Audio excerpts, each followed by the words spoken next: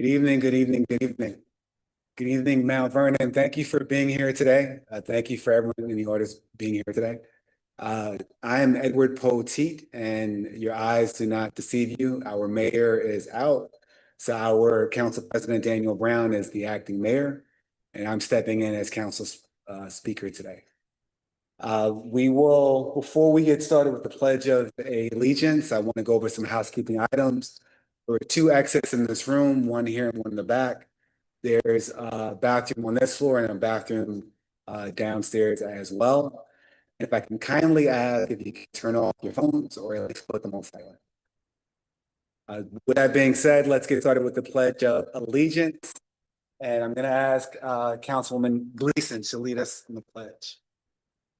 Pledge allegiance to the flag United States of America, and to the republic for which it stands, one nation under God, indivisible, with liberty and justice for all.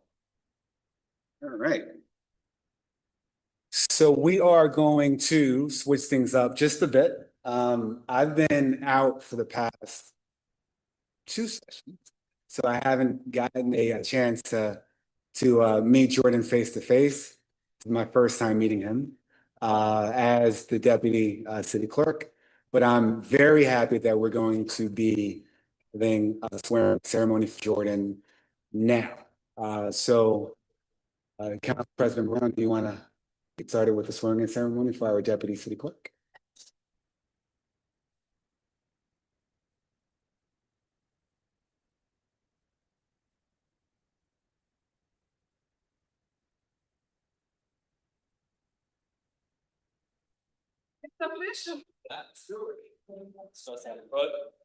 Right.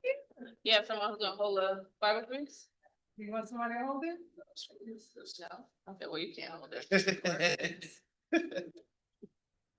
All right. Right hand on it, left hand up. All right, repeat after me. I, Jordan Riolano, I, Jordan Riolano, hereby solemnly swear hereby solemnly swear that I will support the Constitution of the United States, that I will support the Constitution of the United States, Constitution of the State of New York, the Constitution of the State of New York, the Charter of the City of Mount Vernon, the Charter of the State of Mount Vernon. The City of Mount Vernon? I said that? All right. And I will faithfully discharge And I will faithfully discharge the duties of Deputy City Clerk the duties of Deputy City Clerk for the City of Mount Vernon for the City of Mount Vernon according to the best of my ability. according to the best of my ability. Congratulations.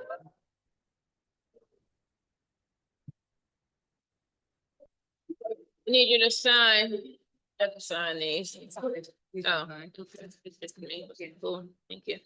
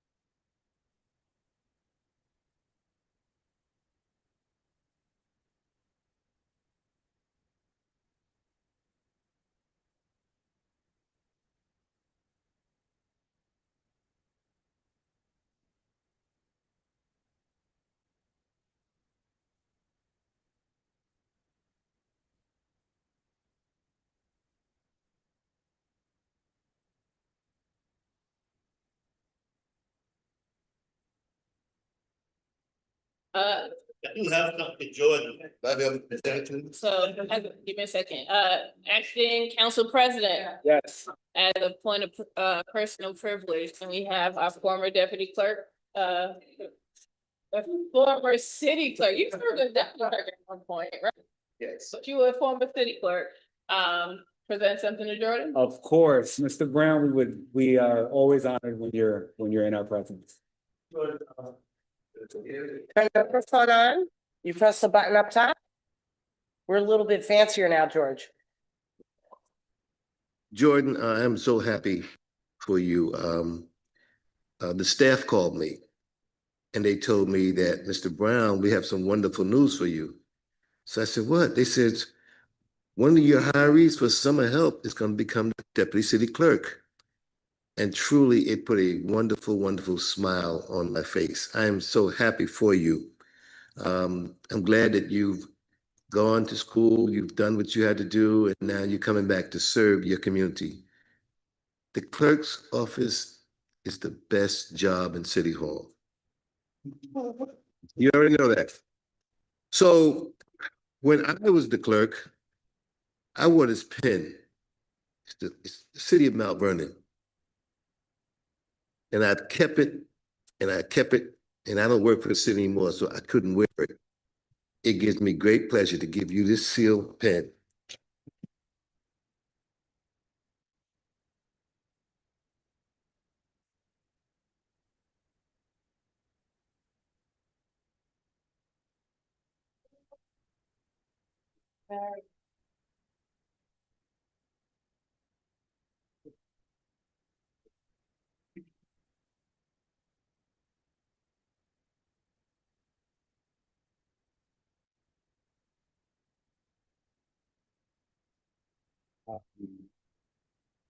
What people may not realize is just how vital the city clerk's job, that George Brown obviously gets it, but how vital the city clerk's job is to the functioning of City Hall.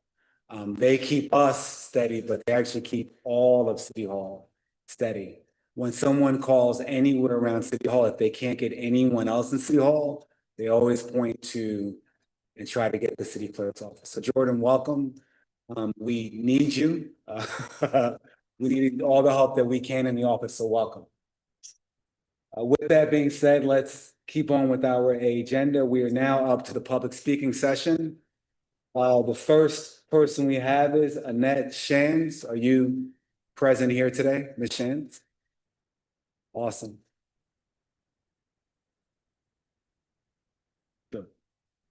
I'm sorry, if you could give us your name, your address, you guys correct me if I'm wrong, you have 3 minutes to speak. Mhm. And we'll give you 1 additional minute and then, Okay. and that's it.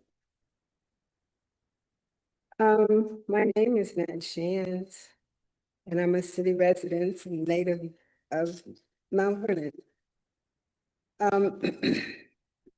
My zip code is 10550.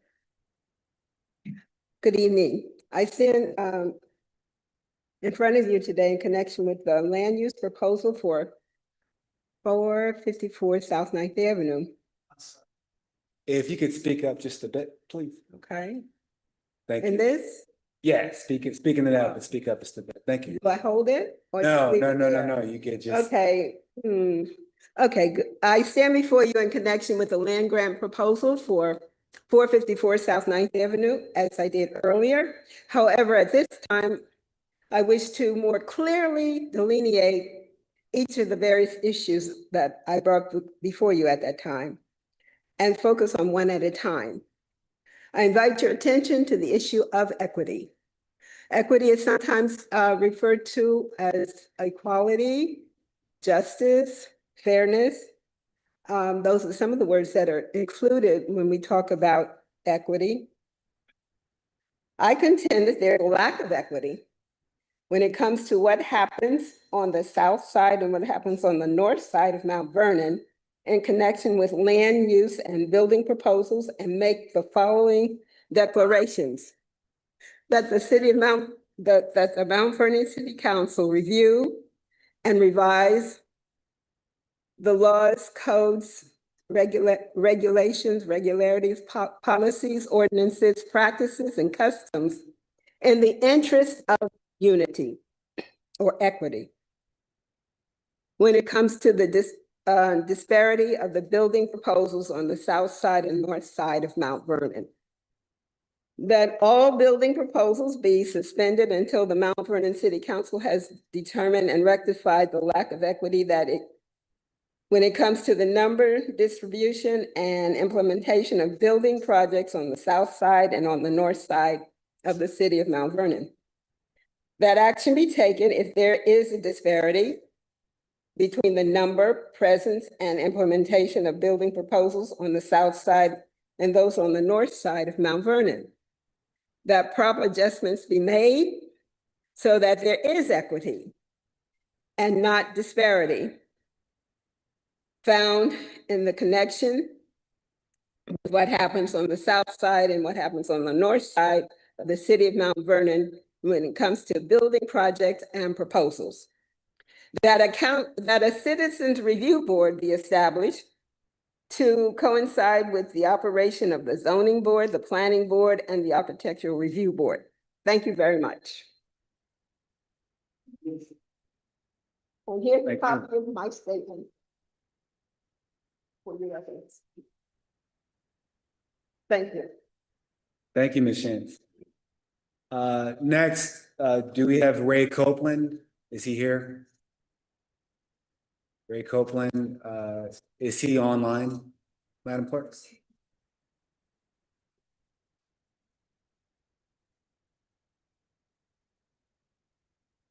Okay. All right, so we only have one speaker today, as is customary, council. Tony Gams, she signed up, but she wasn't on the list. Okay. Jeez. Sure. Okay, welcome. If you could state your name and your address. Well, before I start, I just wanted to make sure everybody had a folder. Thank you. If you could open that folder before I start, that would be helpful. There are two sides to that folder. One contains the notes from our neighbors, what our situation is, and the other are pictures. And I'm going to go through the pictures that are on the right side of the folder as I'm speaking, so that would be helpful. So just give me a minute to get organized. And I'd appreciate it. And thank you for helping us out tonight, because we're all here. I haven't been in this office in a long, long time, but it's nice to see everyone and get started. Thank you. Good evening. Good evening, Councilman Thompson, Councilwoman Gleason, Council President Brown, Councilman Boxill, and Councilman Edward Potteet. Well, And welcome to our clerks. Thank you. My name is Tony Gamos. I reside at 96 Southfield Road, Mount Vernon. Before presenting our concerns, I'd like to acknowledge that several of my fellow residents are here in our neighborhood to support our situation and voice the issues. Our community has long demonstrated patience and tolerance regarding the increased traffic and parking congestion stemming from activities at 22 Brookfield Road in the north side of Mount Vernon. However, the situation has reached an unsustainable and distressing level. According to their website, the facility at 22 Brookfield now serves over 2,000 families. Despite this substantial increase in attendance, the property has fewer than 65 parking spaces. As a result, the overflow of vehicles has overwhelmed surrounding residential streets, causing significant disruptions and posing serious safety issues. We are facing severe traffic congestions during events, often late at night and during the day. Our road, Southfield, is always being used as a one-way street, and it is not. It causes confusion and distresses the landowners, the property owners. Fire hydrants are deliberately blocked, and visitors often refuse to move their vehicles when asked to do so. Emergency vehicles are unable to navigate through Southfield, Brookfield, Eastfield, Monterey, and Del Rey. Residents often experience blocked driveways which prevent them from leaving or entering their homes. Cars are parked in driveways at private residences and do not get removed until the person who parked them is ready. Visitors refuse to yield to residents attempting to access their homes. Double parking, diagonal parking, and the presence of food trucks make travel in the neighborhood nearly impossible. Vehicles drive over lawns. They destroy brick and stone borders, ruin decorative lighting. Cars are frequently parked facing the wrong direction and perform dangerous U-turns, often while oncoming traffic is approaching. People are late for work who live there. We miss critical appointments. We can't even get our groceries into our home. Handicap vans, caregivers, school buses, and parents have been severely delayed when trying to reach their destinations. We ask for a call to action, especially what's listed in the Office of Neighborhood Safety. We would like Mount Vernon to provide immediate resources and oversight to manage traffic, enforce parking regulations, and ensure access for emergency vehicles. We want to see Mount Vernon develop a sustainable, long-term solution, including legislative amendments to enact parking limitations in the area, traffic flow changes, enforcement support, special permit conditions to establish clear capacity limits, and require a comprehensive parking plan to be submitted and approved, which incorporates satellite parking locations such as shuttles, valet services, and private traffic controllers. Our neighborhood is no longer just inconvenient, it is unsafe. We are simply asking for the fundamental right to safe access to our homes, to enjoy our homes without constant disruption, and relieve the distress that we are having. We appreciate your attention to this urgent matter and look forward to your response and action. Our pictures are in there for you to look at. Each picture confirms what I've said, and there are more that I did not add. So I hope that you do take the time, because we are beyond, we are just in a chaotic, sad, distressful, traumatic situation. Great, Thank you. thank you.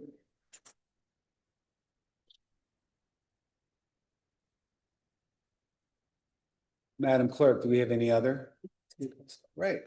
So as is customary here at council, council members will now address the various concerns brought up during the public speaking session. We'll work our way this way. So Councilman Gleason, your comments.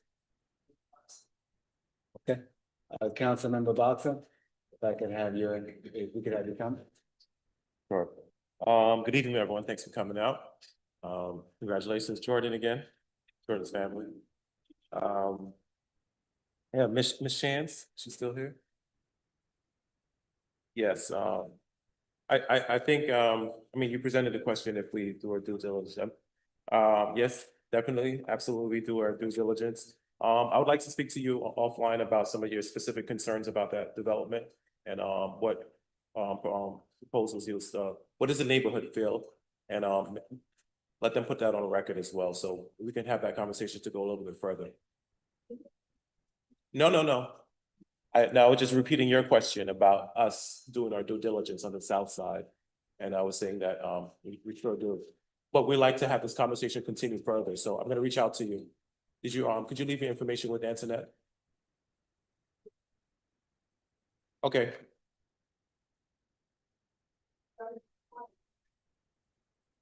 This, find out back how many proposals there are on the north side and the south side. Okay. So that there will be some more concrete evidence. Sure. Thank you for Gamble's, isn't it? All right. Yes. I would imagine this is not like a everyday issue with the parking. It's a specific worship days. Yeah. Today, I mean, like during the week, it's like Friday, Saturday type of issue. during special events and holiday. yeah, we're definitely gonna have a conversation with the administration about enforcement. I mean, obviously there's, I'm sorry, there's, definitely, already laws on the books. It's just about enforcement. So, I mean, we'd like them to be good neighbors without, having to ticket or tow cars, but, we'll visit it. And, I'm also gonna have a conversation with, the administration to see how many complaints, how they, are policing that area during, heavy service or heavy traffic, hours. So I'm gonna get back to you on that, just see when. Uh-huh. Pardon me. Excuse me? Yeah, Pardon not a me. problem. Could you also leave your information so I can follow up with you? All right. That's all the comments I have. Thank you. Councilmember Boxell, were there specific questions that you had of Ms. Gamos? Do you want her to come to the podium and address your? Not at this time. I just wanted to, yeah, we'll have a discussion. Thank you. Councilwoman Gleason. You're up. How are you? Ms. Shantz, I believe there is an update regarding that application. I'm gonna review it with, finance and planning, because I'm not sure if they saw the email today. And then I'm gonna have our legislative aide get in touch with you, okay, regarding that project. As it pertains to it's 22 Brookfield, which is the mosque. So, the reason why I wanted, Councilman Boxhill, to, speak first is because this could be planning, it could be public safety and codes. One of the things I would like to say is that I've been around there. I know exactly what you're talking about. There is an influx in cars when it comes to when the mosque is active, when they have, any of their holidays that they're celebrating, any special events. I have no problem reaching out to them in a favorable way on city council's behalf to let them know that maybe there are certain things that we can help them to alleviate this by putting them in touch with the police department, possibly putting them in touch with auxiliary, and potentially putting them in touch with the school district. Something similar that we had with Bronxville Field Club, where there was an influx of cars. And what Bronxville Field Club did was they reached out to the synagogue on Columbus Avenue, and they have an arrangement regarding parking. So maybe that is something that the mosque, I can't guarantee this because we have no say in what the school district does, but maybe we could give them ideas into reaching out to them, possibly renting that space over there for those to have some overflow of those cars going over there rather than being in the residential area. Again, it's not acceptable for anybody to block hydrants and stuff like that. So we'll make sure that we put the police department on a special alert and give warnings where necessary. With that being said, developing sustainable long-term solution. I mean, I think I gave you that idea. I'm hoping that we can reach out to them and sit down and have a friendly conversation with them and see how it works out. By all means, come to the podium if you have a question. We're gonna limit it though. I know. Thank you, Councilwoman Gleason. We have had a friendly conversation. We have made those suggestions about the synagogue. The point that we are upset about is that we have no access to our homes. We are denied access to our homes. We are denied a safe area because parking is always in front of the hydrants, is always in no parking areas, is always going one way. So I don't know how anyone else would feel, but when you're in your car and you can't get home because no one will give you or stop, they'll go over your lawn. It's distressing. It's not how we should live in the tax area that we are. Right.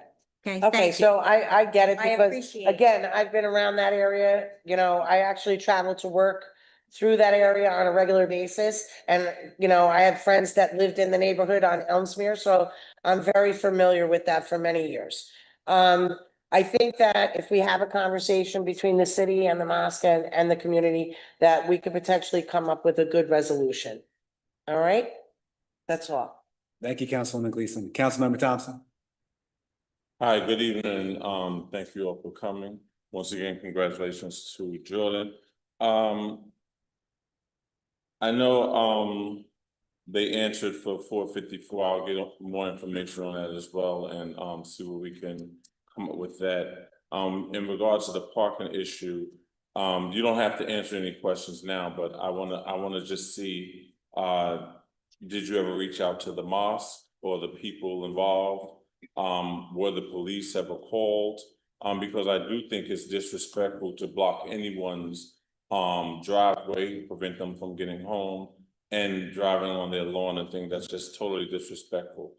So we have conversations with the mosque, usually, I know when you go to different churches and things of that nature, if you say something's going on, the pastor or whoever's in charge will get on the microphone and say, please don't block this, please don't block that. So I'll have a conversation with them as well and see if we can have a partnership with them. And like Leeson said, them in the school so they can probably get access to the school when they're having special events and park over there and walk over opposed to impeding on your property. So I'll discuss some things with you offline. I'll get your information and try to spearhead that with you and get some resolve with that, okay?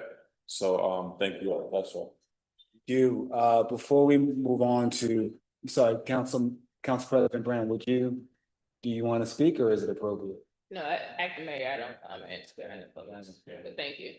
Before I give my comments, I want to welcome our Congressman. George Lattimore is in the room. Yeah, question. Well, welcome, George. Welcome. Thank you for coming. Thank you very much. No, please. Congressman, you're always welcome. Always. Thank you. I I want to thank, Exactly. well, then in which case, I don't know, I'm not sticking around much longer. Anyway, thank you very much for the opportunity to be with you tonight. I'm in the process of visiting every city, town, and village that I represent to give an update on what's happening in Washington, as if you're not following it on TV every night anyway. But I appreciate the opportunity to give you an update. And I think the important thing is, as we deal with issues of substance, I'm happy to come back for a work session, whatever is appropriate, and try to give as members of the council and then with the mayor as well, because we're in a very volatile time. Everybody can see what's happening down there, and it's not a pleasant picture. I particularly enjoy being here because this is the first governmental room I ever entered when I was a 7th grader. In those days, Washington was a junior high school rather than a Denzel Washington High School, and I had to do a report on the city council. And I came in here in 1966 to sit down and listen to the city council of that day. So it's nice to be back. The news from Washington, as you're following, is not good. And I'm afraid that the majority control in the House and the Senate is going along with President Trump in doing things that are going to be very devastating to all of us and will hurt the city of Mount Vernon and the people of Mount Vernon in the process. The most important outgrowth of this conversation, I'm sure it's happening already, but with the mayor, with the city controller, and the members of the council, is to make an assessment in all of those areas where you have direct or indirect support from the federal government, CDBG programs that channel through the state and come down, some that come through the county and come down, because they may all be in jeopardy with the policies of this president. We just last week had a proposed budget pass the House of Representatives. It passed by one vote, 215 to 214. So there was no mandate here. All of those of us who were Democrats all voted against it. A couple of Republicans voted with it, but they had enough to pass it. It's going to the Senate. We'll see what happens over the next few weeks, what kind of modifications may happen. Some of the worst elements of it might be adjusted, but the philosophy of the Senate majority is no different than the philosophy of the House majority. This budget will cut Medicaid dramatically. We made an estimate that in the congressional district that I represent, which includes Mount Vernon, we're going to have in the vicinity of 200,000 people affected by the loss of Medicaid or the reduction in Medicaid benefits. And what they're doing is very clever. They're holding back federal money to the state. And they're basically saying, well, the state is empowered to run the program on their own. The state doesn't have enough money to do that. And so now the state becomes the bad guy if people get thrown off of Medicaid or get reduced benefits. And this county is not out of the picture because the county contributes money for the Medicaid programs. There's a work requirement also that they're putting into this. There's a host of different things. As you analyze it in some detail, again, I'm happy to give you some backdrop on it. They're cutting food assistance programs under the SNAP program. This is a community where there are a lot of people that rely on help to feed their family every day. And the various programs at the macro level, Feeding Westchester, right down to the food pantries of different churches and different organizations that are relying on some of this federal money. Those cuts are going to be there. We estimate that there's going to be a devastating effect. 75,000 people are going to be affected by the cuts to the SNAP program. There are other things in the bill that are objectionable. They reduce environmental tax credits for things such as efficient equipment or for clean air standards. They really want to move back to drill, baby, drill, reliance on fossil fuels. They have provisions in this bill that restore some, but not all of the SALT tax deduction that homeowners benefited to a certain extent. Now, they raised the cap from 10,000 to 40,000, but the important thing to remember is that for 100 years, whatever money you paid for state and local taxes, whether it's property taxes or income taxes, you could take off of your federal income tax. And now that you have a cutoff, if you have money above that number, you have to pay taxes on money that you received that you used to pay taxes to the state and the local government. So it's a double taxation. It's unfair. How that affects everybody is a little bit different than everyone, but they did not fully restore that deduction, which this majority ended 7 years ago when they last had the full majority. There's some other elements that are involved in this as well. There are a number of other things that have happened in Washington that don't relate to the budget. Bills that have passed the House, the Democrats have been generally voting no on all of them. There's one bill called the SAVE Act, which would change the way that people handle their voter registration. Right now, if you change any element of your voting information, you can make that change by mail. The SAVE Act, which passed the House on partisan lines, will require you to go in person to the Board of Elections, in this case, go up to White Plains, and you'll have to prove your citizenship, not just once, but every time you make a change. So if you're a woman and your name changes because you're married or divorced, you have to go in person and change that information and prove that you're a U.S. citizen. If you move and you have a different address, got to go up there in person. They have to prove that the address is a case and you're a U.S. citizen. How do you prove you're a U.S. citizen? With a passport. 30% of Americans have passports. 70% of the Americans do not have passports. And they're not cheap to get. You don't get them in an hour and a half. You can prove it with a birth certificate. Now, I was born in this city, right there in that hospital. So I can go downstairs and get a copy of my birth certificate like that. But if you weren't born nearby, to get your birth certificate, there's no walk in the park. And how you find that out? When you go to vote. And under this law, if it were to pass and signed into law by Donald Trump, you would find out at the point that you come to vote, they say, oh, no, you can't vote. You have to prove you're a U.S. citizen. And that's, I've been voting for, my age. I've been voting for 50 years, I have to prove now that I'm a U.S. citizen. And they had these long speeches about how illegal voting and the 2020 election, all this stuff. But the SAVE Act passed the House. It's in the Senate. We hope the Senate will filibuster, but this is an example of what this majority is doing. This majority is going after all programs that involve diversity, equity, and inclusion. Now, they use the acronym DEI as if it's some evil thing. I stand here as a white man, and I can make the defense for why DEI is necessary. It's necessary on moral grounds, it's necessary on economic grounds, and it's necessary in terms of constitutional grounds. But the attitude is that they are prepared to condition grant applications and completion of those grant applications by making governments assert that they are not implementing DEI programs. Now, how can that be in a city like Mount Vernon or a county like Westchester, which is trying to undo years of sexism, racism, all these other different things, and to try to get a more balanced equation? This is something that's happening down there. There's a host of different executive orders. Now, because we don't control either house of the legislature, the majority is not investigating these issues. They're spending their time investigating what happened in the prior administration and trying to make political brownie points off of that. The concerns that we have are ongoing. We are, as part of a royal we in court, suing on over 200 different elements. As an executive, you have executive authority. I had that when I was county executive the last time I came here. But a county executive doesn't have unlimited power. and the courts determine what's a constitutional action or not. Those of you who are lawyers, go through a lot of training to get to the point of being able to discern those things. And what he has done is used his power in ways that the Constitution does not allow him to do it. So he's in court.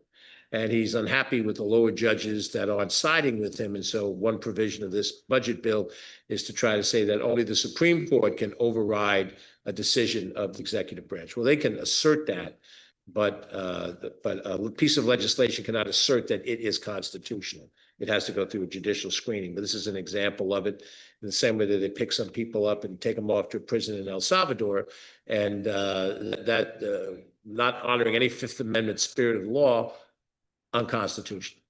I summarize all of this to say that we're in a difficult time down there now. So I think what's helpful for this city to do is to look at all of the areas where you have, as I said before, direct financial impact from the federal government.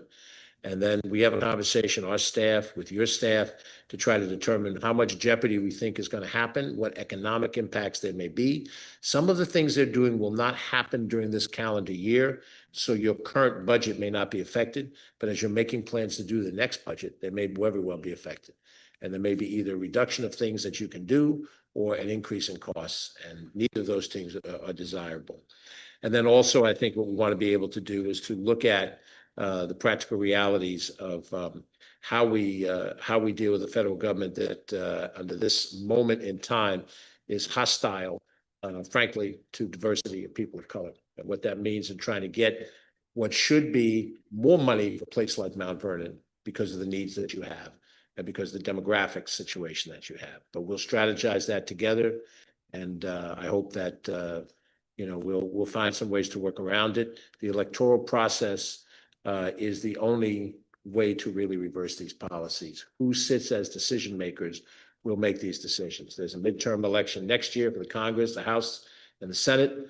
The presidential race isn't up for another 3.5 years. That's a long time to go, but took us 4 years to win World War II, 4 years to win the Civil War. So these things are not easy, and this won't be easy either. But as a son of Mount Vernon, I'm with you, and we're going to try to work together. We'll fight together and try to make the best possible case we can. So that's my report. I tried to make it as quick as possible. So I know you got a long agenda tonight. You got folks that want to talk about other things. But if it pleases the chair, I'll answer any questions that any of you have. Congressman, there's one question I have, and then I'll open it up to the council. Can you give us your person in DC if there are any questions or recommendations that we have on? Sure.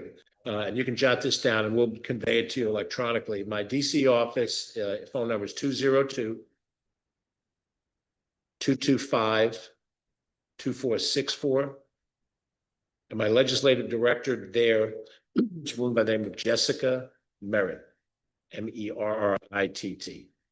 And on most issues, if you talk to her directly, then she could farm it out if somebody else is handling it. And it could be something as simple as somebody wants to come to Washington and take a tour of the Capitol, or it could be complicated legislation, things of that nature. But in Washington, that would be the case. We have 2 district offices, one in Co-op City and one in White Plains. Tremaine O'Garrow is the head of our Bronx operation. A very fine fellow. He lives in Co-op City. The office is in Co-op City with Dreiser Loop. And Ellen Hendricks, who lives in Greenberg, heads the office that's in White Plains. Same place that Jamal Bowman and Nita Lowy had it in downtown White Plains. And either one of those are places that people can go for individual constituent services. Thank you. Thank you. Any questions or comments from council? Sure, Councilwoman, please. First and foremost, I want to thank you so much for being here. I think this is definitely a great surprise, but also something that everybody needs to get closer to what's going on in DC. One thing I wanted to ask you, is there anything coming into office that you had to carry over for Congressman Bowman, or anything that you're championing? I would like to know that. Yes.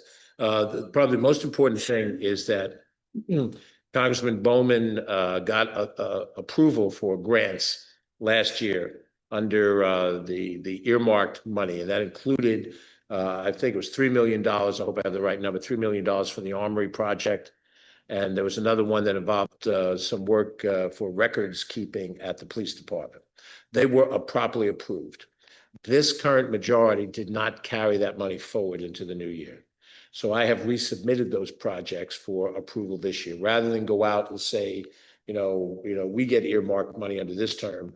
We resubmitted those projects, and there's projects all across the district that fall into the same category. So we are trying to make sure that that money gets reapproved and reauthorized. It was properly authorized and announced a year ago.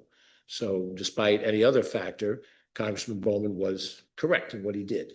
But that's been undone by this majority, and so now we're trying to redo it. And those, as I recall, those are the two major grants that fell within that category. And just one more question. Is there anything that you're championing for food insecurity? Because I know, selfishly, for our soup kitchen in the city of Mount Vernon, I don't know what kind of discretionary funds, but I know that we have had an increase in, we're serving about 100 dinners a night, Tuesday through Friday. So you could only imagine if we were open Monday, Saturday and Sunday. Is there anything that's coming up that could any of the local food pantries that they could potentially apply for through the federal government? The problem right now is what I said earlier, which is they're going in the exact opposite direction. They're slashing money for food nutrition programs. And I know what you say to be true. And when we put the county budget together, when I was still county executive, we added money for food insecurity. Oh, yeah, the county has been, So my position on this as a person has been clear.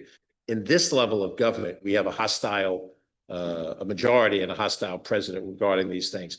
So I'm afraid to say, I think that the major thrust is going to be to stop cuts to the program rather than finding additional ways to add money. If there are ways to do that, we'll do that. And what I'd ask you to do perhaps is contact me or my office and let me come down to one of the evenings so I can see it for myself. And then I can say, I was there recently and this is what I saw, and we'll do that. So just. Thank you very much. And of course, we appreciate you being a partner with Mount Vernon. The soup kitchen and other food pantries within Mount Vernon, Westchester County has been very generous with the legislator under your leadership and also with legislator Tyree Woodson Samuels. So it's a constant battle, but I think this year more than anything, we went from doing 50 to 60 dinners a night.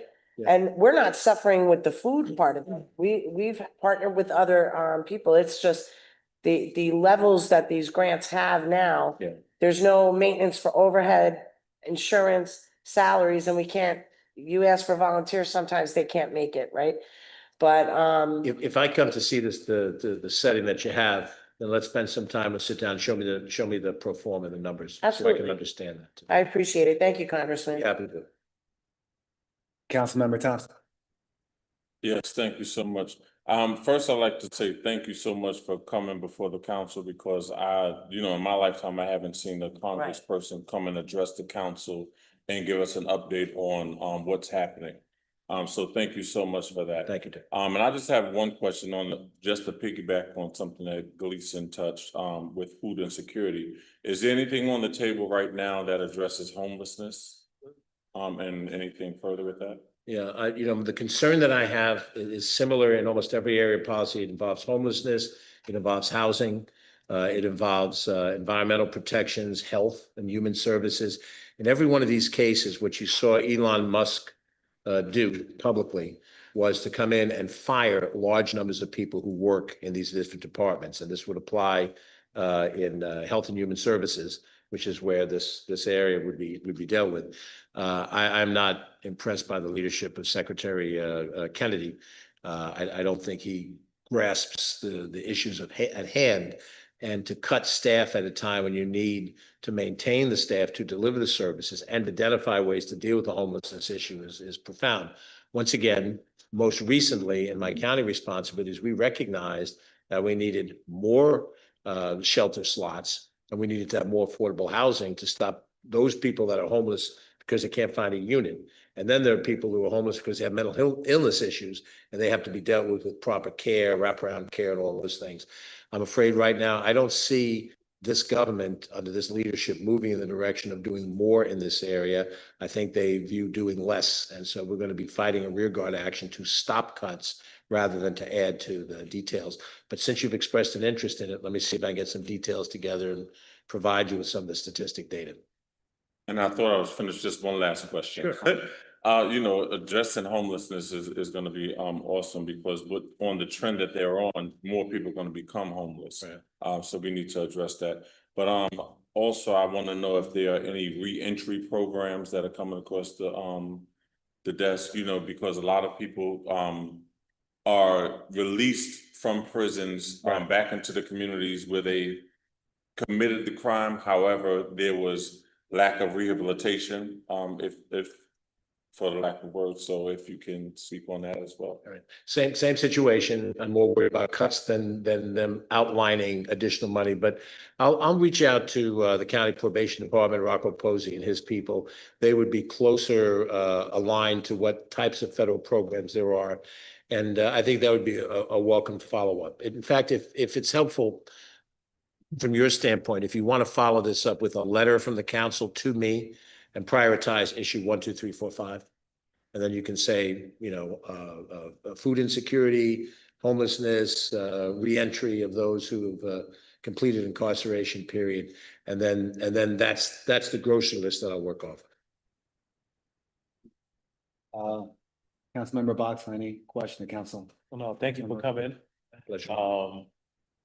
We're trying to hold the fort. Yeah, the county still, but thank you for coming out. As Derek said, this is the first time we've had a congressman come by. So appreciate you for, you know, staying local in the big picture of things. So thank you. That's it. Thank you, Jim. Any other questions or comments from council? Going once up, Councilwoman Gleason. Just one more question. Anything regarding mental health initiatives, resource funding, anything like that? Same situation. I saw it in the record. Okay. We're dealing with budget cuts that we're trying to reverse rather than they haven't launched any initiatives in these areas. I just think there's an unwillingness to do these things. I think they have a philosophy that is the problem of state government and local government rather than the federal government, which I would disagree with. The federal government has the resources, and then the local governments can partner, match, and do those things. But I hate to say put it on the list, but put it on the list, and we'll work off of that, and we'll try to get you some information. So, Councilmember Brown. Congressman, thank you so much for coming in. I appreciate it. I hope we get to see you a lot more this year with the updates. I guess my question is, from a federal standpoint, is there any way that Mount Vernon could attract federal investment in the city as far as economic development goes? I know the current administration supports economic development to a certain extent. say they do. So is there anything that we should be getting ourselves ready to apply for or take advantage of from the federal level? I'll look to see what kind of opportunities they have. I think one of the things that I saw in my county experience, and the county put money in, is to do this, was for economic development, we put money into minority and women-owned businesses, the work that Martha Lopez did at the county. And this administration is hostile to those kinds of things. So their idea of economic development might be for big businesses to expand, but not, you know, necessarily for the small kind of entrepreneurial businesses that would hire 5 people and then 25 people and then be a source of strength. I'm on the monthly Mount Vernon Chamber of Commerce Zoom meetings and, you know, hear the different situations, but they've cut, you know, staffing of the Small Business Administration the same way that they've cut it in Social Security, the same way they've cut it in the Veterans Administration. And that Small Business Administration would be the conduit to try to work to help local businesses get the kind of localized grants and primarily access to capital. The tariff stuff is becoming very destabilizing for small businesses because people don't know what the impact is going to be when you change it and you exempt something and then you don't do this and then you slap one country and then you change your mind, and that has to stabilize in order for us to be helpful to those organizations too. But you all have issues that are priorities in Mount Vernon. As I said, summarize them for me if you would.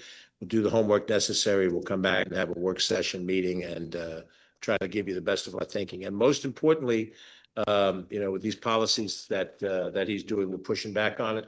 We're not accepting that this is right. You know, we're making the speeches and doing the rallies and all the things to try to codify public support so that next time that people go to the polls, maybe not in Mount Vernon or Westchester, but in other parts of the state and the country, they recognize what he's doing. They don't get caught up in the, in the emotion, and they realize that on merits, we're going in the wrong direction right now. Congressman, if you could stay with us for just about 5 minutes. Yes. And then just one quick comment that I have talking about opportunities, because Yes. cuts are everywhere.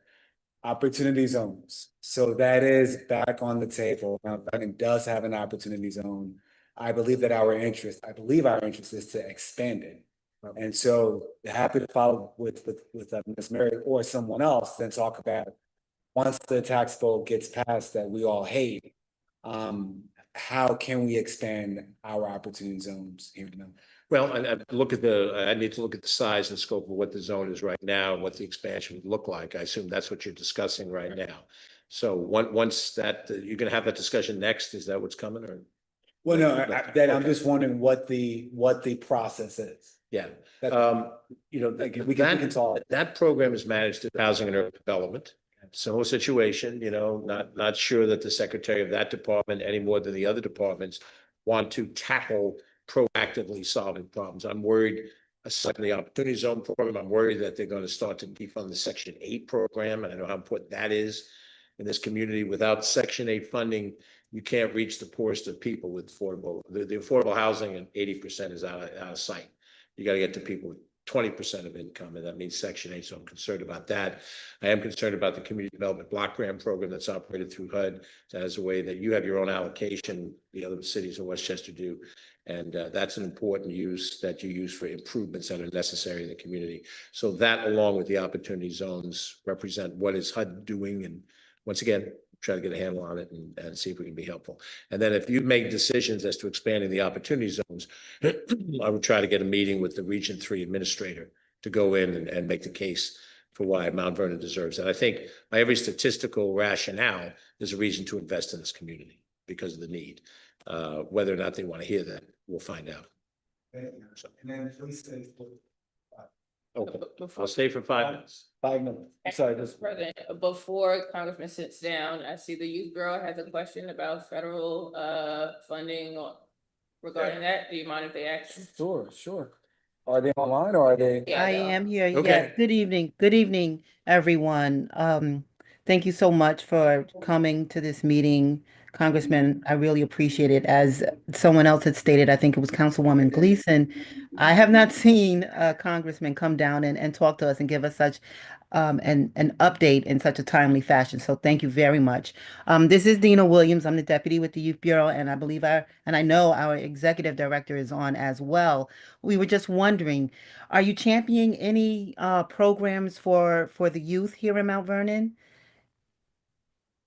Well, again, I know I sound like a broken record. We're dealing with an administration that is not looking at funding new programs or more money for existing programs. They're looking at cutting those programs. So our arguments is to try to stop them from cutting programs that involve young people, employment opportunities and enhancement opportunities and those nature.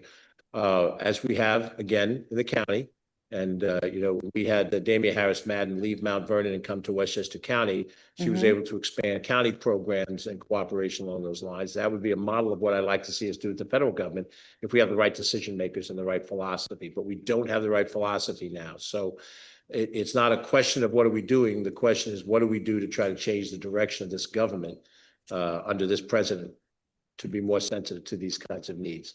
And we will try to identify the arguments that make that case. I appreciate that. Thank you, sir. Thank you. So we are now going to take a 5-minute break. And then we will move on to our legislative session. So we're going to take the break. And you could join us for a second. I will. You are welcome to stay for our session. And we'll also talk to the audience members during that session about any concerns that you have. So thank you. Thank you.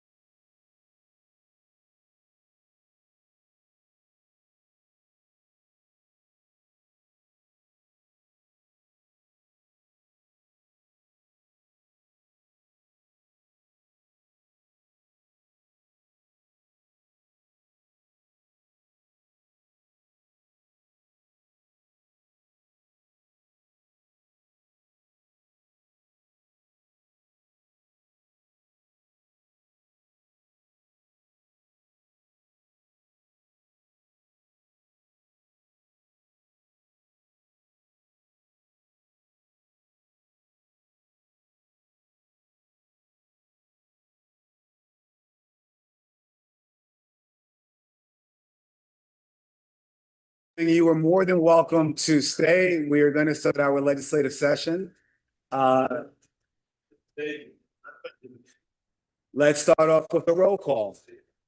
Madam Clerk. Thank you, Councilman Box Hill. Acting, yeah, we have to do a tally sheet. I'm sorry. Sorry. I apologize. We'll start off with the tally sheet and then go to a roll call. Thank you.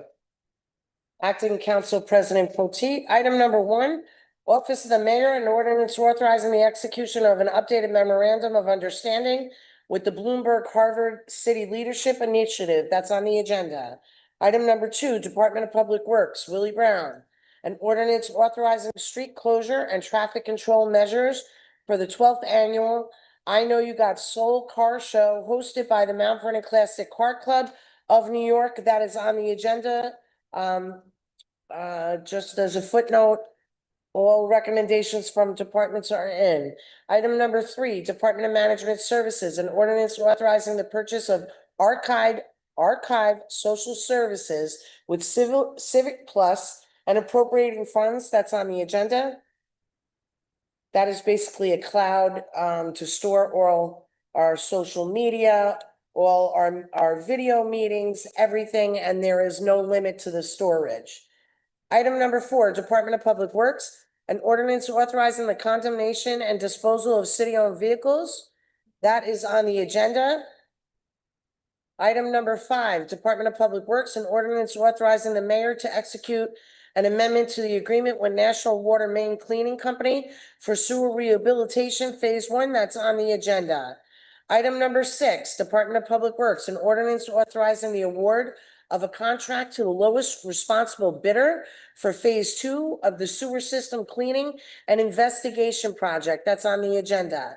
Item number 7, Department of Recreation, an ordinance authorizing the Department of Recreation to co-sponsor the Living My Best Life Community Health Fair in partnership with T. Fraser Productions.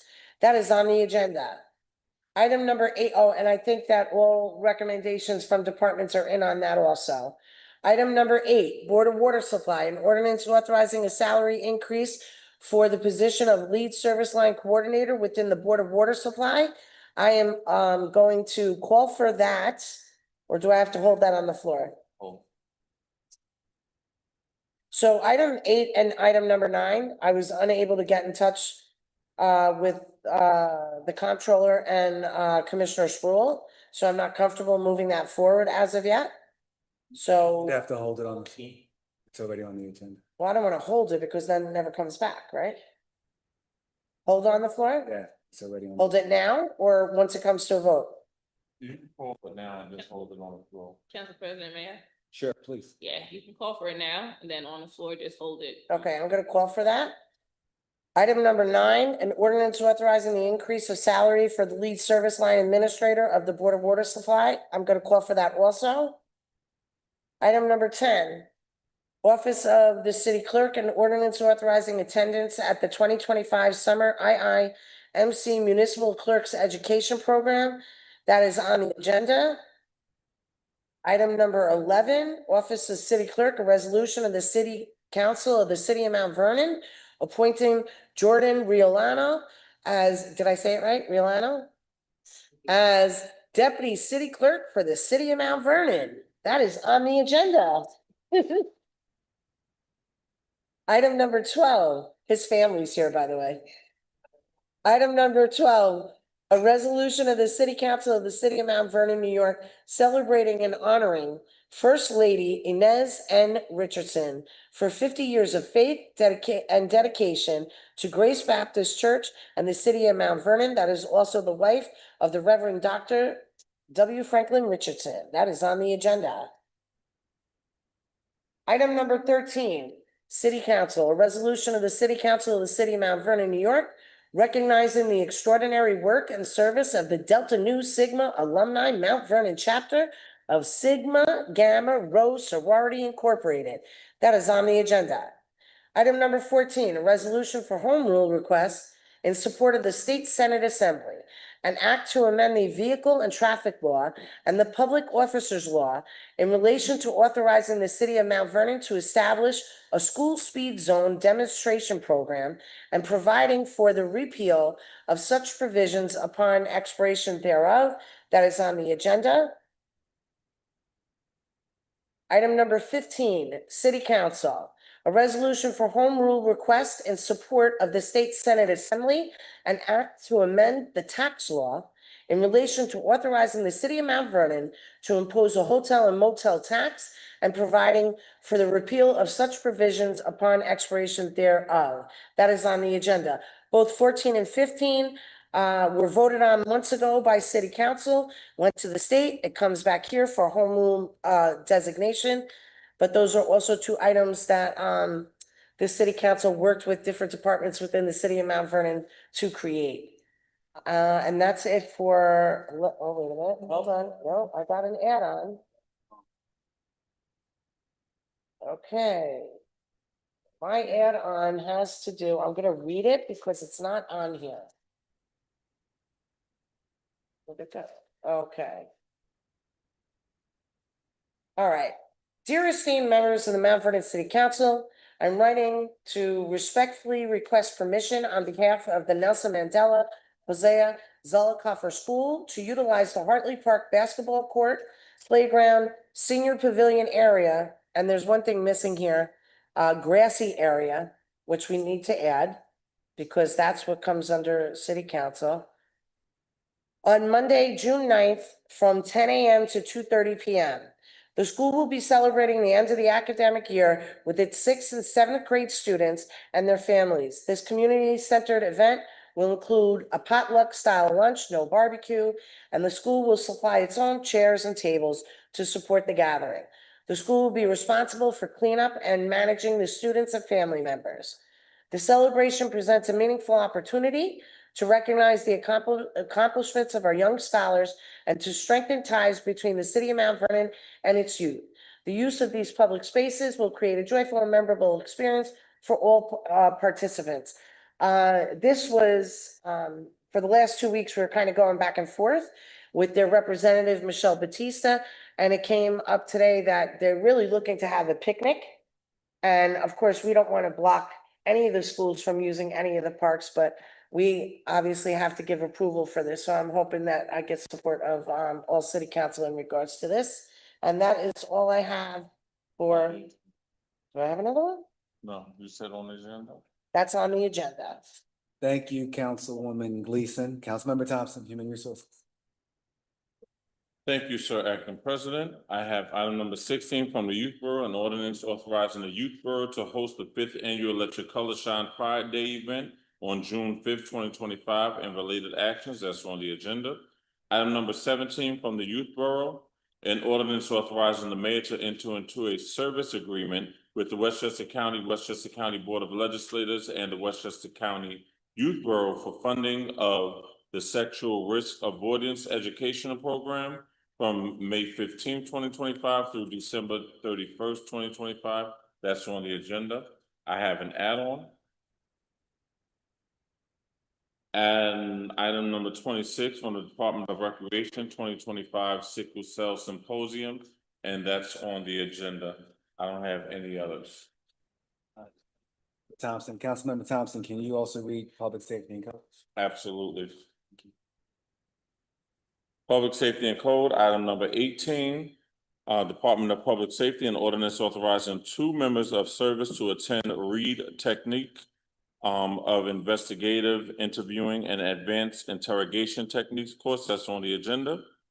Item number 19 from Public Safety, an ordinance authorizing 3 members of service to attend the FBI Basic Police Sniper School Training Program. That's on the agenda. Item number 20, Department of Public Safety, an ordinance authorizing 2 members of service to attend the Noble Corps Training and Development Surgeon Permit. That's on the agenda. 21, Public Safety, an ordinance authorizing 2 members of service to attend the Combined Tactical Systems Front Training. That's on the agenda. Item number 22 from City Council, a resolution of the City Council of the City of Mount Vernon authorizing an agreement terminating certain covenants and restrictions for the previously approved Q West Towers project that's on the agenda. And we have two add-ons. The two add-ons, item number 27, Department of Planning and Community Development, an ordinance authorizing the amendment of chapter 267 entitled Zoning of the Municipal Code of the City of Mount Vernon, that's on the agenda. Item number 28 from City Council, an ordinance granting approval for a new two-family detached residence and curb cut at 145 South Fulton Avenue, that's on the agenda. Thank you, Councilmember Thompson. Councilmember. I have a question. Sure. Regarding 28A, why is this an add-on? 28, you said? Yeah. That's for the size of the cut. So once it reaches a certain point, No, I understand, but why is it on this meeting and not the next? Why is it an add-on? Does that have to do with it going to planning? Like why? it was already in planning.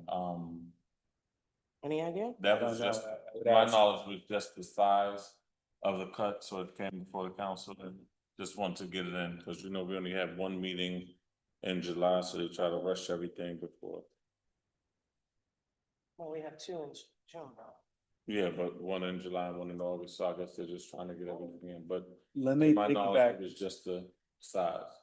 just to piggyback on that question. Madam Clerk, when was this submitted to us? I got notice of it today. Got it. Is buildings on the line? Council President, if I may. Sure, Council. So this wouldn't be buildings, this is DPW that needs to approve it. DPW. Did they provide the comments, whether or not they approve this or no? So I'm getting head nod from Antoinette that they did. So I got a call from a constituent today, asking about this, but I mean, the procedure still needs to be followed, right? The committee chair still needs to put the add-ons on, and kind of understand why, but the curb cut essentially has been in the process for a couple of weeks and they kept getting the process confused. They thought DPW was gonna put the letter in, then the applicant finally realized that they had to put the letter in and get DPW's approval. So that's the background I have on it. As far as whether or not. No, I'm asking, just to add on to that, I'm asking because I didn't have any conversation with anybody from DPW about this. I didn't know about it until we came to the meeting. So, It seems like it makes sense that there's, I'm sorry, Antoinette, was something you want to add?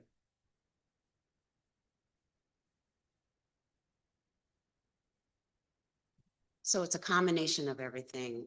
The process actually looked like it took a little bit more than a year. And the confusion with how the actual process was to go. And because of that, the project had been held up and they were ready to go. And they finally were able to get it, all of the documents and the paperwork and the understanding on how the process goes. It was approved by all of the departments in City Hall. And the last thing that was needed was the referral letter from the constituent or the architect, which the architect submitted. So we wanted to get it on this agenda so that they can move forward with the project. I hate to stand on principle, but I don't see the time urgency here for bucking council's process. Because otherwise you would have a lot of constituents saying, we want to move forward. Let's just buck council's process and put this on the agenda without us having time to look at this. I would respectfully say, given the lack of time urgency that the House is there, it's been there, that we actually do move this to the next agenda. But I'm open to hear from other council members if you think I'm wrong. I'm just curious, Antoinette, who was this discussed with? Because again, like I said, I didn't know anything about it coming into the meeting. I mean, Council President, were you alerted to this? So as I said earlier, received the. I didn't hear what you said. As I said earlier, received a call from a constituent discussing this. I had a conversation with Antoinette, who explained to me that she laid out the process to them. They told me that they had been in contact with Joe Pemberton from DPW and told them that they needed to get a referral letter in. Now, as far as it being an add-on, that has to go through the normal process of how we do add-ons, right? Right. So I did know, I have the background on this, but I didn't approve it as an add-on. That's not my, I gotcha. gotcha. And we didn't get an opinion from DPW, correct? So we did get an opinion from DPW. Oh, we did? So we Okay. have everything we need to actually do it. And Okay, that's fine. I'm okay with moving forward with it. I'm okay with the product because we also attached a visual within our folders as well, so I don't have an issue with the curb cut. Like I said, it's before the council because of the size of the curb cut and you know, I know the issue tonight is just the add-on, but I don't have a problem with this. Councilmember Boxer? So we're saying DPW is good with this?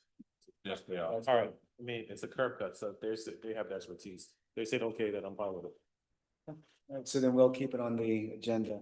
I just wanna say one more thing. I don't have a problem with this because I know that some residents have been delayed with simple things like this, right? But I just think that it should be communicated more, like, because sometimes, like, this is my busiest time of year, not that that's an excuse for anything.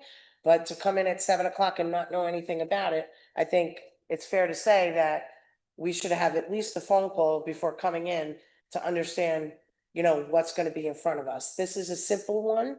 I don't have a problem with that, but I don't like I being agree jacked with about you, it Ken. either.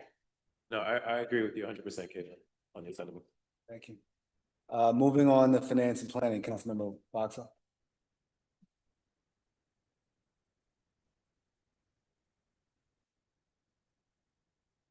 Yeah, all right, number 23, this is for the second vote. An ordinance authorizing the amendment of ordinance number 16 adopted by the city council November 13, 2024, entitled an ordinance authorizing the mayor to execute an application for a correction for the tax years 2023 and 2024 for city, county, and school tax bills, and directing the controller to issue a refund/credit to Metro Green Realty of Westchester LLC, 0 Oak Street, due to a correction of error. That's on the agenda. And number 24, Department of Planning and Community Development. An ordinance authorizing the amendment to the professional services agreement between City of Mount Vernon and LaBella Associates, DPC, to add consulting services for planning board review, and that is on the agenda. Number 25, from Department of Planning and Community Development, an ordinance authorizing the mayor to execute a letter of commitment with ARUP in support of a Natural Solutions Innovation Challenge sponsored by New York State, what is that? Environmental, I forget, ERDA. And that's gonna be on the agenda. I do have one add-on. This is for the home rule request. Again, similar to Caitlin, I didn't get a call about this, but I understand the timing of it. This is resolution for the home rule request and act amendment to the tax law in relation to increasing the tax of on deeds in the city of Mount Vernon. We're gonna move it up to 1.5%. I mean, we did have discussions about this prior, but I didn't get a call that it was gonna be an add-on today, but I'm okay with it because of the history. So that's gonna be on the agenda.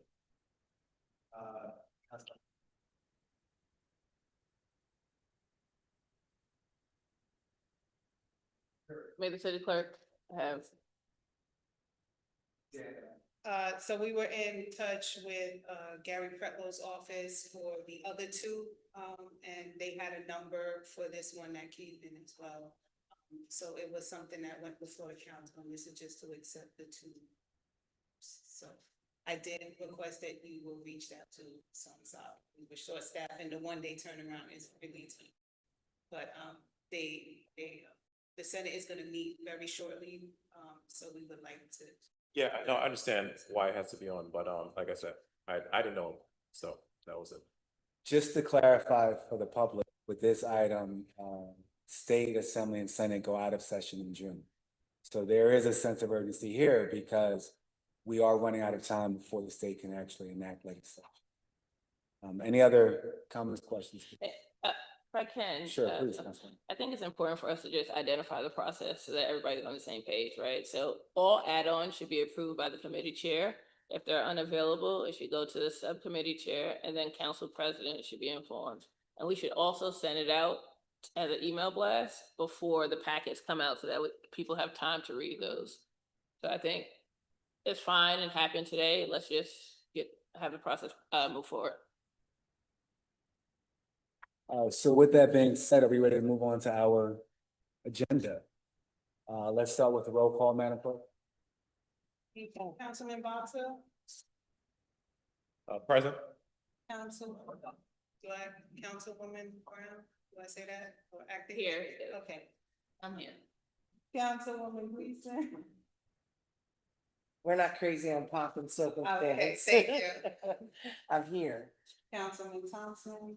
Here. Acting President Fulton? Here and present. All right, so let's move on to our agenda. Councilwoman Gleason, That's me. legislative public works and public works. All right. You're up. Thank you very much, Acting President Potteet. Item number 1. Office of the Mayor, an ordinance authorizing the execution of an updated memorandum of understanding with the Bloomberg Harvard City Leadership Initiative. So moved. Second? On the question? Hearing none? On the question? Hearing none, vote. Councilman Box Hill? Aye. Councilwoman Brown? Aye. Councilwoman Gleason? Aye. Councilman Thompson? Aye. Acting President Potteet? Aye. Item number 2, Department of Public Works, Willie Brown, an ordinance authorizing street closure and traffic control measures for the 12th annual I Know You Got Soul Car Show hosted by the Mount Vernon Classic Car Club of New York. That is so moved. Second? On the question? Hearing none, vote. Roll call. Councilman Box Hill? Aye. Councilwoman Brown? Aye. Councilwoman Gleason? Aye. Councilman Thompson? Aye. Acting President Potteet? Aye. Item number 3, Department of Management Services, an ordinance authorizing the purchase of archive social services from Civic Plus and appropriating funds. So moved. Second? On the question? Hearing none, roll call. Councilman Box Hill? Aye. Councilwoman Brown? Aye. Councilwoman Gleason? Aye. Councilman Thompson? Aye. Acting President Potteet? Aye. Item number 4, Department of Public Works, an ordinance authorizing the condemnation and disposal of city-owned vehicles, May 2025. So moved. Second? On the question? Just a statement, we've been working with, DPW. There have been, some complaints about some vehicles that have been parked in spaces. They acted very swiftly, and I'm happy to see that we're, getting rid of, much unnecessary equipment that could go back into, the coffers of the city of Mount Vernon. Thank you, Councilwoman Gleason. Roll call? Councilman Box Hill? Aye. Councilwoman Brown? Aye. Councilwoman Gleason? Aye. Councilman Thompson? Aye. Acting President Potteet? Aye. Item number 5, Department of Public Works, an ordinance authorizing the mayor to execute an amendment to the agreement with National Water Main Cleaning Company for sewer rehabilitation, Phase 1. So moved. Second? On the question? On the question for, legal, actually, Assistant Corporation Counsel, can you tell me why we have a end date in the contract? Why are we not doing it just based on the money and the services? You said, what, have an end date in the Why contract? do we have, like, why are we adjusting the end date? Like, suppose we get to the updated end date of June 30th, 2025, and there's still money, then we'll need to come back and do another amendment.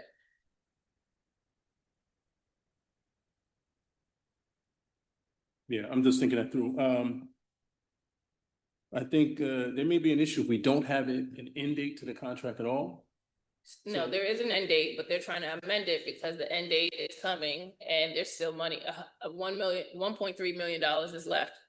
Right, so I'm asking, if we're gonna do an amendment, why aren't we doing an amendment to just remove the date and have the work be based on the money and the services provided?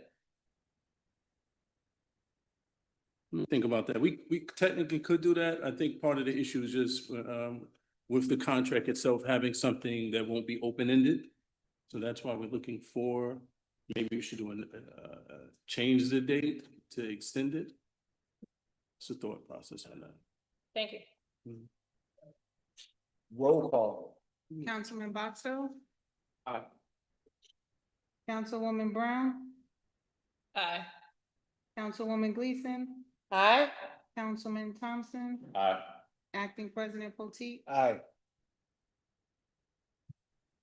Item number 5, an ordinance authorizing the mayor to execute an amendment to the, oh, did I just do that one? Yeah.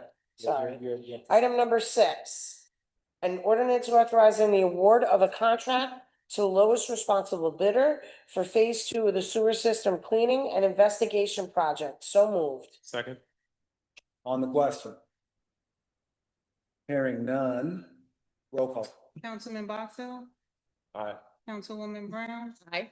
Councilwoman Gleason, Aye. Councilman Thompson, Aye. Acting President Potteet. Aye.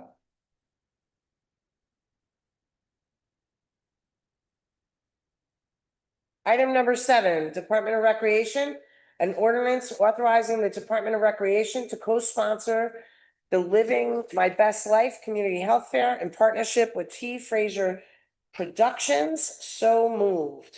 Second. On the question. Hearing none, roll call. Councilman Boxell, Aye.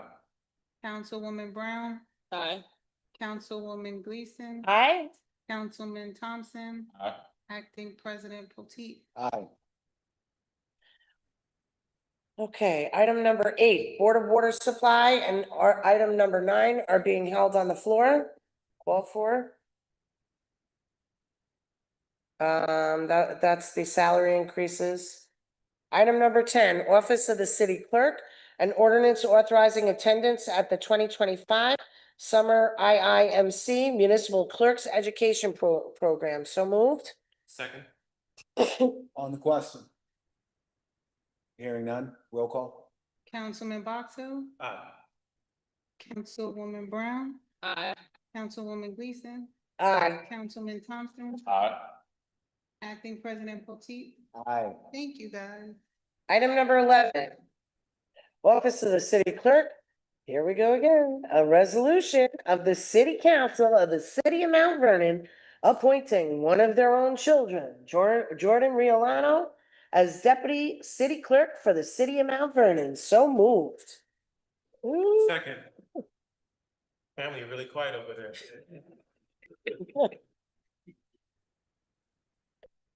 On the question. Hearing none, roll call. Councilman Boxell, Aye. Councilwoman Brown, Well, before I vote, I had it on the question. Wanted to know if I can yield my time to Executive Director Debbie Burrell Butler of the Youth Bureau. Just for a short comment. Sure. Thank you. You're generous. Executive Director? Thank you. I appreciate that. I want to personally thank Jordan because Jordan, I don't know if you disclosed that, but as Judge Brown said, he's privileged to have this young man in his office where he helped mentor him.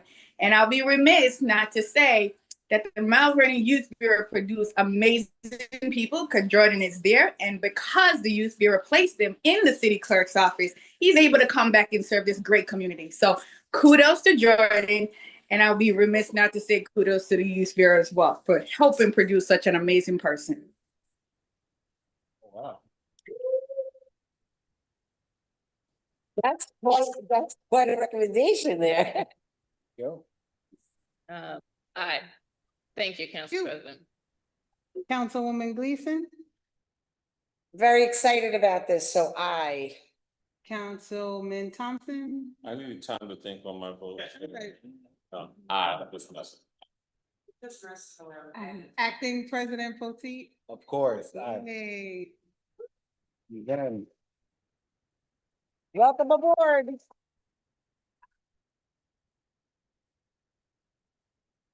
got more, Councilman. I thought I was done. Nope. 4 more. Item number 12, a resolution of the City Council of the City of Mount Vernon, New York, celebrating and honoring First Lady Inez N. Richardson for 50 years of faith, dedication, and grace to Grace Baptist Church and the city of Mount Vernon. First Lady Inez is also the wife of Reverend Dr.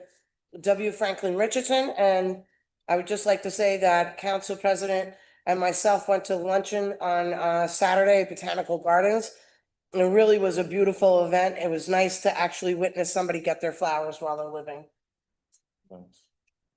On the question? Hearing none, roll call. Was there? I'm sorry. So moved. Second. Sorry. Apologies, I'm rushing through this. Thanks for paying attention, Thank Council you. President. On the question? Hearing none, roll call. Sorry. Councilman Box Hill? Aye. Councilwoman Brown? Aye. Councilwoman Gleason? Aye. Councilman Thompson? Aye. Acting President Potteet? Aye. Item number 13, City Council, resolution of the City Council of Mount Vernon, New York, recognizing the extraordinary work and service of the Delta Nu Sigma Alumni Mount Vernon Chapter, a Sigma Gamma Rho Sorority Incorporated. So moved. Second. On the question, Sigma Gamma Rho is the sister organization of Kappa Alpha Psi, so I'm very happy to see this. Any other questions? Roll call. Councilman Box Hill? Aye. Councilwoman Brown? Aye. Councilwoman Gleason? Councilman Thompson? I don't know about this one. Right. No, I don't. Acting President Potteet? Aye.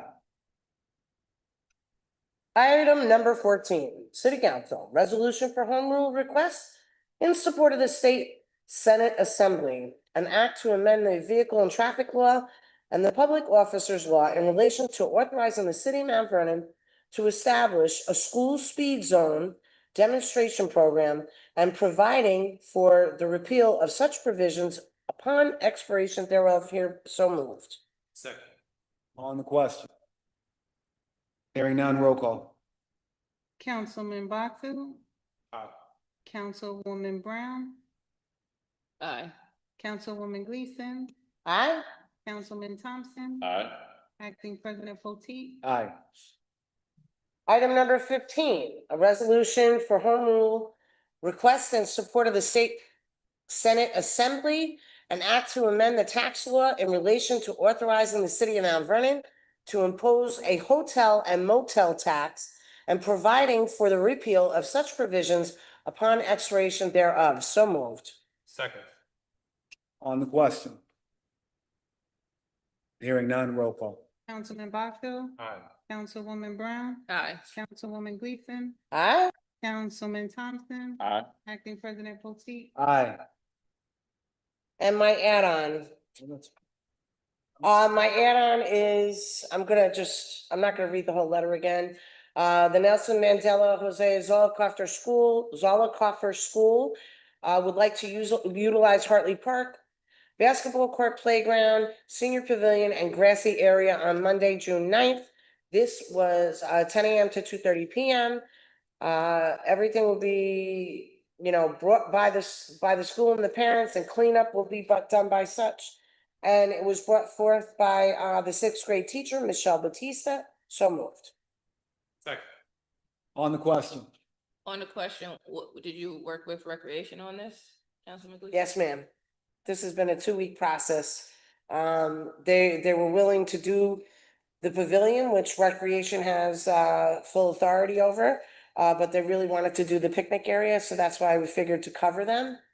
We would make sure we put this legislation forward. Thank you. Great. Any other questions? Hearing none, roll call. Councilman Box Hill? Aye. Councilwoman Brown? Aye. Councilwoman Gleason? Aye. Councilman Thompson? Aye. Acting President Potteet? Aye. Thank you, Councilwoman Gleason. That was a lot. Councilmember Thompson, Human Resources. Thank you, sir. Acting President. Item number 16 from the Youth Bureau.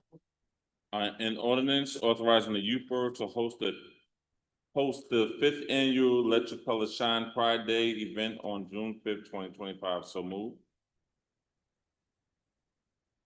So move. Second? Second. Thank you, guys. On the question. Hearing none, roll call. Councilman Box Hill? Councilwoman Brown? Aye. Councilwoman Gleason? Councilman Thompson? Aye. Acting President Potteet? Aye. Item number 17 from the Youth Bureau, an ordinance authorizing the mayor to enter into a service agreement with the Westchester County Board of Legislators, and Westchester County Youth Bureau for funding for the Sexual Risk Avoidance Education Program. So moved. Second? On the question. Hearing none, roll call. Councilman Box Hill? Aye. Councilwoman Brown? Aye. Councilwoman Gleason? Aye. Councilman Thompson? Aye. Acting President Potteet? Aye, and thank you. There's one add-on here, I'm sorry. From item number 26 from Department of Recreation, 2025 Sickle Cell Symposium. So moved. Second? On the question. Hearing none, roll call. Councilman Box Hill? Aye. Councilwoman Brown? Aye. Councilwoman Gleason? Aye. Councilman Thompson? Aye. Acting President Potteet? Aye. All right, thank you. And Councilmember Thompson, if you could also read public safety. Absolutely. Thank you, sir. Item number 18, Department of Public Safety and Ordinance authorizing 2 members of service to attend Read Techniques of Investigative Interviewing and Advanced Interrogation Techniques course. So move. Second. Thank you, Councilmember Box Hill. That's not my committee. Mine either. On the question. Hearing none, roll call. Councilman Box Hill? Aye. Councilwoman Brown? Aye. Councilwoman Gleason? Aye. Councilman Thompson? Aye. Acting President Potteet? Aye. Item number 19 from Public Safety. Sorry, Acting President, can I make a suggestion? Can we take items 19, 20, and 21 as a block vote? If I can ask if we can hold 21, there was a question there, but 19 and 20 is fine. Okay, well, we don't get the benefit if it's 2. Thank you, though. I appreciate the consideration. No, there was just a question that you want to answer. Okay, so we'll still do them singly, right? Okay. Item number 19 from Public Safety and Ordinance authorizing 3 members of service to attend the FBI Basic Police Sniper School Training Program. So move. Second. On the question. Hearing none, roll call. Councilman Box Hill? Aye. Councilwoman Brown? Aye. Councilwoman Gleason? Aye. Councilman Thompson? Aye. Acting President Potteet? Aye. Item number 20, Department of Public Safety and Ordinance authorizing 2 members of service to attend the Noble Course Training and Development Sergeant Summit. So move. Second. On the question. Hearing none, roll call. Councilman Box Hill? Aye. Councilwoman Brown? Aye. Councilwoman Gleason? Aye. Councilman Thompson? Aye. Acting President Potteet? Aye. Item number 21 from Public Safety and Ordinance authorizing 2 members of service to attend the Combined Tactical Systems Training. So move. Second. On the question, on the question, Councilwoman Gleason asked, is this going to result in overtime? It is. We got an email from the Deputy Commissioner talking about why this is going to result in step one. I thought, still on the question, last night he gave us an example of probably 1 sergeant being in overtime and the other ones wouldn't occur overtime. Is that what I heard last night or not? 19 and 20, no overtime. 21 is overtime. Okay. Yeah, 21's overtime. Thanks. He actually sent an email clarifying that. Yeah. Any other questions? Hearing none, roll call. Councilman Box Hill? Aye. Councilwoman Brown? Aye. Councilwoman Gleason? Aye. Councilman Thompson? Aye. Acting President Potteet? Aye.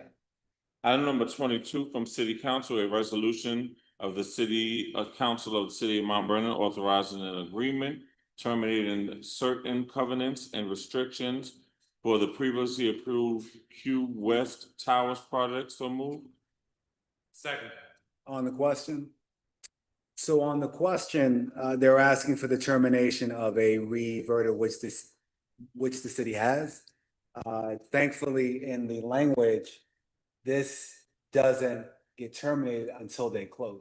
So if for whatever reason, although they look like they are gonna close, they don't close, and this doesn't go into effect, and the reverter that we have stays on the books, which is important because that's how we enforce against developers. If they do something we're not crazy about. Any other questions? All right, roll call. Councilman Boxell, Aye. Councilwoman Brown, Aye. Councilwoman Gleason, Aye. Councilman Thompson, Aye. Acting President Potteet. Aye. And I have the add-ons here, item number 27. Department of Planning and Community Development and ordinance authorizing the amendment of chapter 267 entitled Zoning of the Municipal Code of the City of Mount Vernon to permit and regulate indoor amusement uses. So move. Second. On the question? On the question, we understand that some of our large retailers are moving out. This is exciting because I believe this is a Bed Bath & Beyond that's now closed. And they're looking to bring an indoor amusement facility to then take the place of the Bed Bath & Beyond, which would be great for the city.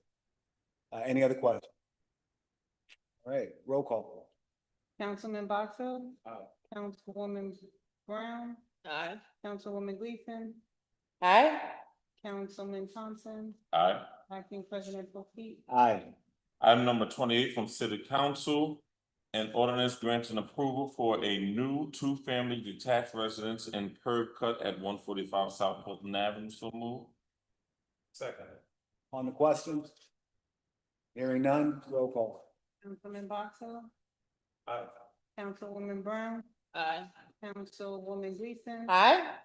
Councilman Thompson, Aye. Acting President Potteet. Aye. And we have one more? Oh, I'm sorry. I apologize. Waiting for your permission. No problem. Councilman Boxell, Finance and Planning. All right. From the Department of Assessment and Ordinance authorizing the amendment of ordinance number 16 adopted by City Council November 13th, 2024, entitled an ordinance authorizing the mayor to execute an application for a correction for the tax years 2023 and 2024 for city, county, and school tax bills, and directing the controller to issue a refund / credit to Metro Green Realty of Westchester LLC. This is 0 Oak Street, due to a correction of error. So moved. Second. On the question? Hearing none. Councilman Boxell, Aye. Councilwoman Brown, Aye. Councilwoman Gleason, I'm abstaining. I actually, this particular person I do business with, so I'd rather abstain. okay. Councilman Thompson, Aye. Acting President Potteet. Aye. It passed. That's safe. All right, number 24, Department of Planning and Community Development. An ordinance authorizing amendment to the professional services agreement between the City of Mount Vernon and Lobel Associates, DPC, to add consulting services for planning board review. So moved. Second. On the question? On the question, hearing none, roll call. Councilman Boxell, Aye. Councilwoman Brown, Aye. Councilwoman Gleason, Aye. Councilman Thompson, Aye. Acting President Potteet. Aye. All right, from 25, Department of Planning and Community Development. An ordinance authorizing the mayor to execute a letter of commitment with ARUP in support of a Natural Solutions Innovation Challenge sponsored by New York State ERDA. So moved. Second. On the question? On the question, hearing none, roll call. Councilman Boxell, Aye. Councilwoman Brown, Aye. Councilwoman Gleason, Aye. Councilman Thompson, Aye. Acting President Potteet. Aye. All right. Wait, I do have one add-on. They do. All right, number 29, resolution for a homeroom request. An act to amend the tax law in relation to increasing the tax on deeds in the city of Mount Vernon. So moved. Second. On the question? On the question, hearing none, roll call. Councilman Box Hill, Aye. Councilwoman Brown, Aye. Councilwoman Gleason, Aye. Councilman Thompson, Aye. Acting President Potteet. Aye. All right, That concludes. I believe- I have. thank you. Thank you, Councilman Box Hill. I believe that concludes our legislative agenda. As we close out, are there any final comments from our council members? We'll start with Councilmember Thompson. Yes, before I do move that we adjourn, but also in the memory of our dear Marion Archer, who was the orchestrator and director of the Revelators for 50 years here in Mount Vernon. So she passed away this morning, so keep her family in your prayers. And let's continue to lift up the young ones and some of the seasoned folk, because she's been doing it for 50 years, so she touched many lives. That's it. Any other closing comments from council? Councilmember Brown? Yes, I echo Councilman Thompson's comments. I was actually part of the Marion Arch's African dance group at Washington. I had a little moves back then. And it's a major loss for our community. She's touched so many children. She's touched so many souls. She's a part of the church community. And it's really sad. So definitely think we should do a moment of silence. Also, I want to commend Jordan's family for staying the whole time. I saw some nodding off over there, but that's love, Jordan. So make sure you appreciate that. All right, thank I you. don't know, Ethan was going for half a million, so. Sorry. Thank you, Councilmember Brown. Any other closing comments? Councilmember Gleason?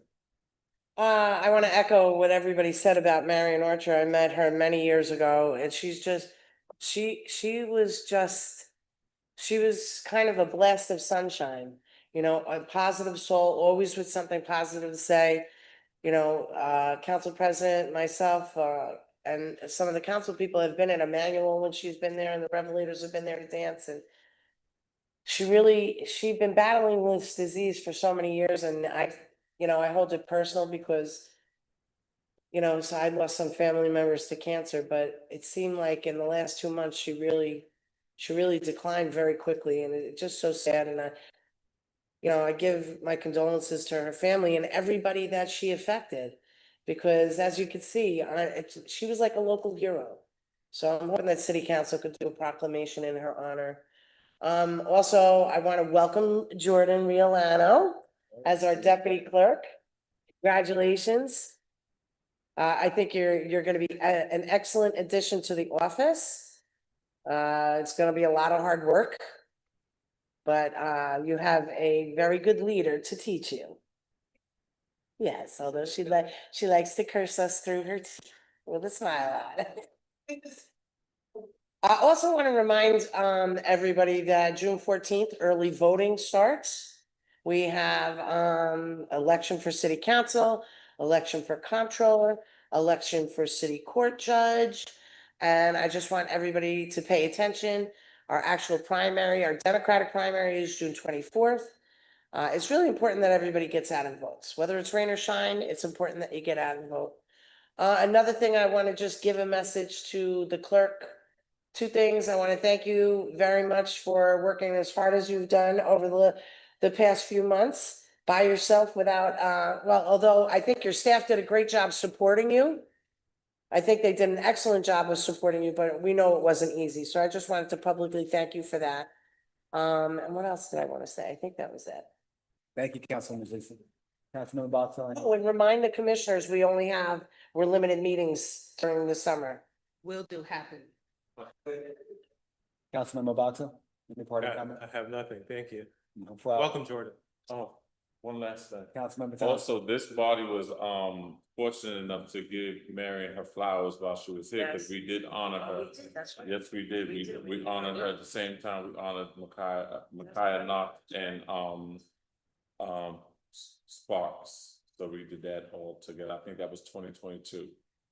That's right. Something like, so 23, one of them. Yep. Yep, so, I'm just happy we were able to give her flowers, so she could appreciate them. So just continue to keep that family in prayer. I would like to second, I know it's been a lot of talking in between, but I would like to second, Councilman Thompson's motion to adjourn the meeting. If I could, before we adjourn, just one final comment, which is Department of Recreation will be having their Juneteenth celebration on June 7th. I don't believe we have another council meeting before then. That'll be at Hartley Park, not this Saturday, but next Saturday.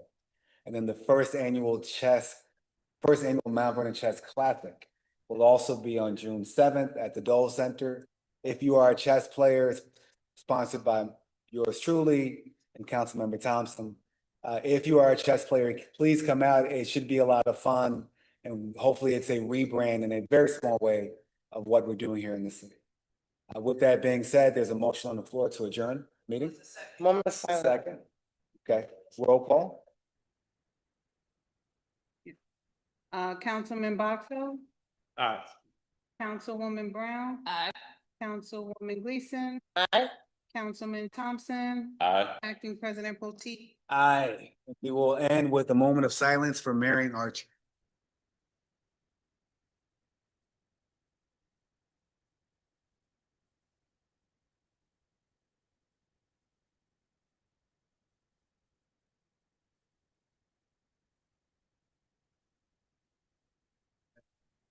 Thank you, Mount Vernon. Good night.